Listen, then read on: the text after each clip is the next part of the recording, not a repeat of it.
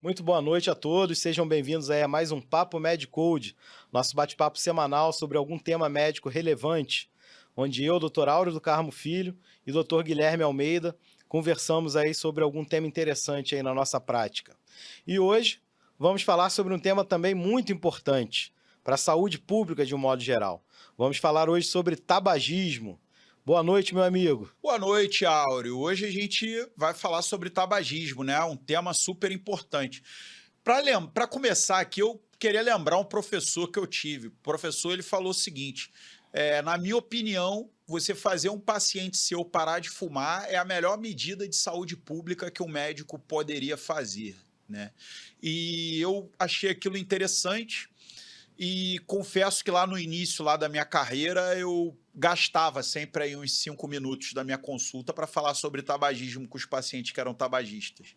Ia seduzindo aqueles pacientes para fazerem efetivamente um tratamento e pararem de fumar. Alguns eu assumia o tratamento, outros, confesso para vocês, em outros locais de trabalho, eu encaminhava porque tinha um serviço direcionado, especializado Especializado. no cuidado de tabagistas. Mas todo paciente que falava para mim que era tabagista, a minha primeira pergunta: e aí, quer parar de fumar? É. Quer ajuda? Oferecia.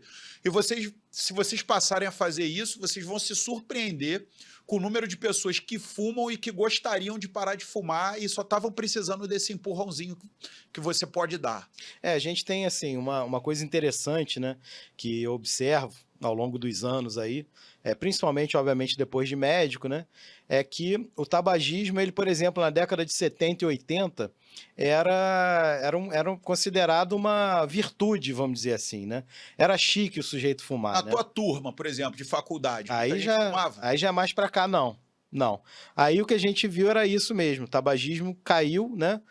Ultimamente está subindo de novo, graças ao tal do VAP, né? Que a gente vai acabar A gente vai falando acabar aí. falando. Então, assim, o tabagismo sempre foi uma coisa que acompanhou muito Engraçado, meus a colegas de nossa vida turma aí, e né? eu, lógico, né, ninguém fuma. É.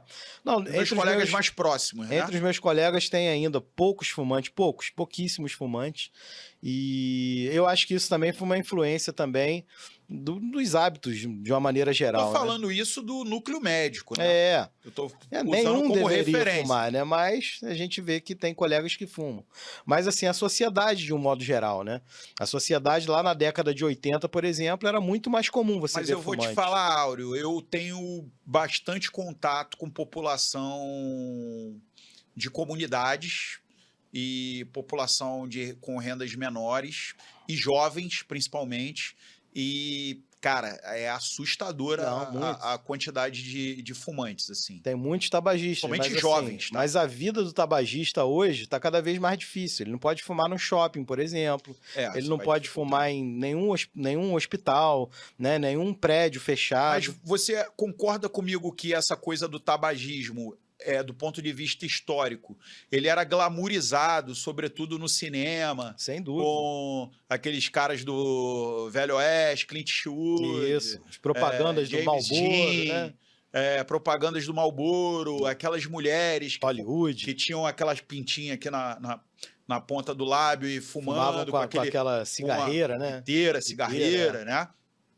Essa imagem que ainda está viva no nosso subconsciente e consciente também. O tabagismo ele era uma coisa da alta renda. Isso. E hoje o tabagismo ele está mais uma coisa das rendas das camadas mais pobres. Hoje, assim, é o que eu falei sobre o VAP, né? Hoje, infelizmente, eu tô vendo o tabagismo crescer. O VAP já é outra história, ele já é É, alta renda, mas assim, o exatamente. cigarrão mesmo. Cigarrão com certeza. Baixa renda é mais comum e tem estudo epidemiológico provando isso, né? Mas, assim, de uma maneira geral, né, a incidência, né, a prevalência da doença, na verdade, ela está fazendo aí novamente uma subida. Teve uma queda importante nos últimos 20 anos, né? E a gente está apresentando uma subida novamente e muitos atribuem ao uso do VAP. Por isso que atualmente, a gente tem campanhas aí, até do Conselho Federal de Medicina, né? A gente teve recentemente uma votação em Congresso Nacional, no Senado, sobre esse assunto, e o Conselho Federal de Medicina divulgando, né? pedindo aos médicos que se posicionem contra o uso indiscriminado do VAP, né? Porque o VAP, na verdade, ele tem que ser tratado como um Problema de cigarro. saúde Problema de pública, saúde pública. né? Então ele tem que ser, é um tabagista. Quem consome o VAP é um E tabagista. a gente pode até fazer um comparativo aí, por exemplo, né? O cigarro normal, né, do tabagismo, cigarro, tá? De básico. Ele tem aí milhares de substâncias tóxicas, certo? Entre metais pesados e outras substâncias tóxicas. Ele tem substâncias estimulantes, sistema nervoso central. Ele tem substâncias vasoconstrictoras e etc. Ele aumenta a produção de radicais livres. Ele é um fator de risco tanto para doença vascular periférica, como para saúde sexual do homem, por exemplo, como inflamações sistêmicas, como também câncer, né? Neoplasia de bexiga, neoplasia de pulmão, outras neoplasias. Boca, esôfago, Esôfago, faringe, faringe, bexiga. vários, né? E doença cardiovascular, doença cerebrovascular, entre outras situações, mas a gente vê que isso é um efeito cumulativo. Quer dizer, você não vai fumar um cigarro e vai ter esse problema. Você vai fumar um número grande de cigarros ao longo de um número grande de anos e essas manifestações vão começar a aparecer.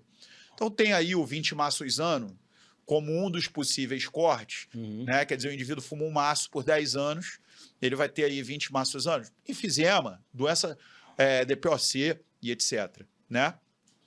Agora, o cigarro eletrônico, cara, basta a utilização de uma vez, ou basta a utilização de poucas vezes. Você tem lesão pulmonar induzida por cigarro eletrônico em pessoas que estão há um mês fumando cigarro eletrônico. Exatamente. E eles param de fumar o cigarro eletrônico e a doença pulmonar evolui. Continua evoluindo mesmo parando. E o paciente morre, né, daquilo. E as pessoas não têm noção disso. E socialmente é muito mais aceitável, né? Porque não tem fumaça, né? Então o sujeito que está fumando o VAP, ele não incomoda ninguém, entre aspas, né? Porque o cigarro comum, a fumaça deixa o cheiro no ambiente. O EVALI, né? O VAP não, é o EVALI. Que é o nome da doença, EVALI. É o nome da doença. A gente tem lá no Medcode, dá uma olhada lá. E é gravíssimo, é gravíssimo. A lesão pulmonar é gravíssima, né? E muitas das vezes irreversível. E não tá ligado essa coisa da dose dependência. Não. Né? Pessoas que fumam durante poucas semanas já têm sintomas. Já podem ter, né? Já podem Cuidado ter. Com que a gente não é determinista, né? De jeito nenhum. O cara pode ter, o paciente às vezes não lê o livro, né? Então, assim, assim, comparando, né? É o sujeito que a possível evolução da doença é 10, 20 vezes mais rápido do que quem fuma um cigarro normal. Então, fatalmente, quem está fumando lá o VAP há 1 ano vai ter lesão pulmonar. E né? uma coisa bizarra é que durante algum tempo, se vocês olharem no contexto histórico, durante algum tempo o cigarro eletrônico veio como uma estratégia para reduzir os danos, né? Para fazer as pessoas pararem de fumar. Quer dizer, eu larguei o cigarro normal, tô fumando só cigarro eletrônico porque eu tô parando. Cara, e as pessoas não tinham ideia do que iria acontecer, do que a gente ia verificar do ponto de vista médico, né? É muito pior. Tem país aí que tá criminalizando, né? Criminalizando. Não pode usar, não pode vender, porque o dano é claríssimo. Porque o dano é enorme. O dano é claríssimo, claríssimo o dano. Exatamente. E aí eu queria te fazer uma pergunta, né? A pergunta assim, e como é que a gente trata aí a questão do tabagismo? Lógico, assim, nem eu nem você, a gente faz protocolos de tratamento, né? Mas a gente tem o conhecimento como médicos de como é feito o tratamento. Tem terapias isoladas e terapias combinadas. Quer falar de algumas modalidades isoladas e depois eu falo das combinadas? Não, claro. Assim, primeiro focar que o tratamento de qualquer hábito ou qualquer vício envolve uma equipe multidisciplinar, né? Envolve o desejo do paciente. Se o paciente não quiser... A primeira coisa é ele querer. Isso aí não adianta. Se você querer por ele, não pode, né? Então, o paciente tem que ter vontade de parar de fumar e você vai dar o norte para ele, né? Então, a equipe multidisciplinar é sempre importante para esses casos, né? Então, é um médico, né? Em geral, um psicólogo e, enfim, terapia de grupo também, muitas das vezes, funciona bastante, funciona muito bem. Né? Então, tem alguns pontos do tratamento que são importantes. Primeiro, aquilo que você começou, né, o assunto falando, né? Você toda vez que encontrar com um paciente tabagista no seu consultório, você estimular, né? Ou pelo menos questionar. Se não partir de você, vai partir de quem? Então, ou pelo menos questionar, né? É raro o paciente chegar, doutor, me ajuda, tô precisando de ajuda. Não, isso é raríssimo. Mas quando você pergunta, ele fala, não, eu tenho desejo sim de parar. E aí você vai dar um norte. Então, assim, o que eu uso de estratégia inicialmente é tentar reduzir ao máximo os cigarros que o paciente fuma durante o dia. Falando de cigarro normal, né? Então, doutor, hoje eu fumo um maço 20 cigarros por dia. Então tá, então, meu amigo, você vai começar a diminuir esses cigarros durante o seu dia, começando pelo primeiro cigarro da manhã.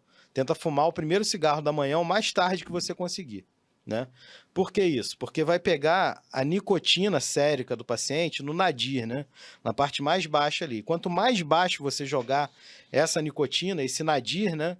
Mais fácil vai ser o paciente parar de fumar, né? Porque você vai fazendo lá uma regulação dos receptores de nicotina. Nicotínicos. Né? Então, sem nenhum medicamento, por enquanto, né? E aí ele vai chegar no consultório e falar, doutor, agora eu consegui reduzir para 12.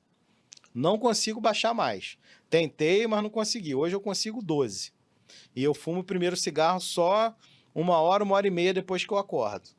Então tá bom. Você já viu que o cara está disposto a parar de fumar e ele já conseguiu chegar na dose mínima dele, né, sem remédio, né, virgem de tratamento, vamos dizer assim. E aí você começa o tratamento. Aí o tratamento tem, né, vários pontos aí. Você tem medicamentos para diminuir a vontade de fumar, medicamentos para diminuir a abstinência, os sintomas de abstinência, e o medicamento para reduzir o próprio hábito de fumar dele. Então é a nicotina, né? Então a nicotina você tem hoje sobre a forma de adesivos transdérmicos, de gomas, e se eu não me engano, de spray nasal também, né? Spray nasal nunca usei, mas eu acho que existe já o spray nasal também, né? Como medicamentos aí para reduzir os sintomas de abstinência, aí são vários medicamentos. Antidepressivo, né? bupropiona. Antidepressivo, bupropiona é o mais estudado, né, na terapia antitabagismo. E tem a vareciclina, né? É vareciclina, né, o nome? Vareniciclina. Né? É um medicamento também que, associado à bupropiona, também tem uma boa resposta. Mas é um medicamento ainda caro, né?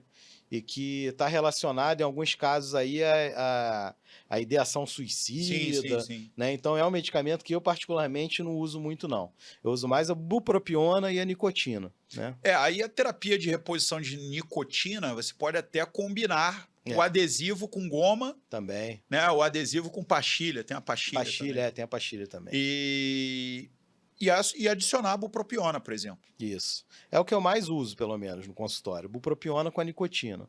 Né? E aí você tem o cálculo, que é a terapia combinada. Que é a terapia combinada. E aí você tem o cálculo de acordo com o número de cigarros que o paciente fuma, da dose de nicotina Isso lá no nosso basal, Medcode, né? tem lá guia antitabagismo, tem lá como classificar, como estratificar o seu paciente, as modalidades de tratamento, a abordagem inicial, a redução do dano, né? A gente sabe que 90% dos cânceres de pulmão estão relacionados ao tabagismo, enfisema e DPOC. Inclusive, enfisema e DPOC, a gente pode esperar nos próximos anos, nessa pegada futurista, de pessoas desenvolvendo enfisema e DPOC não tabagistas, devido à poluição ambiental. Também. Né? Você vê a situação de Manaus hoje, né, que praticamente não é noticiado na imprensa. Você olha a imagem de Manaus hoje, tá um absurdo o ar, a qualidade do ar. Né? A Você não vê um palmo na frente do seu nariz. É igual era Cubatão, né, na década de 80. E Nova York, quando teve aquele incêndio lá, florestal no Canadá, poucos meses agora também. Foi no início do ano, né? Então, a qualidade do nosso ar tá muito ruim, né? E o enfisema está diretamente relacionado ao tabagismo, mas nos próximos anos a gente pode esperar uma mudança epidemiológica relacionada a isso. E aí eu queria aproveitar um pouquinho do nosso tempo e perguntar para você o seguinte: existe um futuro sem tabagismo? Você acha que um dia as pessoas não vão mais fumar?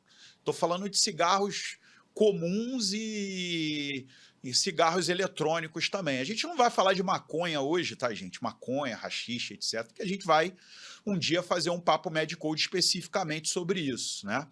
Mas hoje a gente está falando de cigarros, né? Padrão. Não estamos falando de cachimbos e nem faremos um papo Medcode sobre cachimbos também. Nem cigarros de palha. Mas cigarros normais e cigarro eletrônico. Você acha que há essa possibilidade? Eu acho que isso é uma discussão filosófica, né? O ser humano, ele é autodestrutivo, né?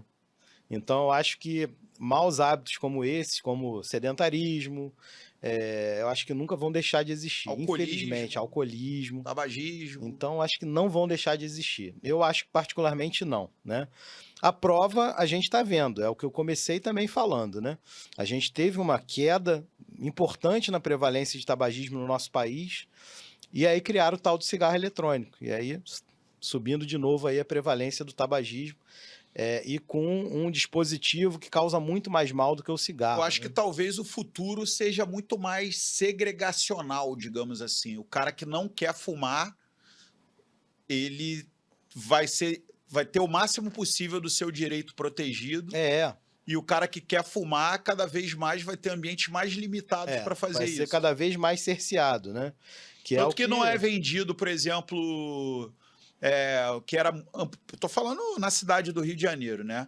Os cigarros de maço não são vendidos em bares, varejo agora, né? Os caras estão começando a limitar, né? A área tem que ser área aberta e tem área de tabagista, área não tabagista. Área fechada não é. Então... tá isso sempre tentando reduzir, né? O hábito lá do tabagismo, o hábito do...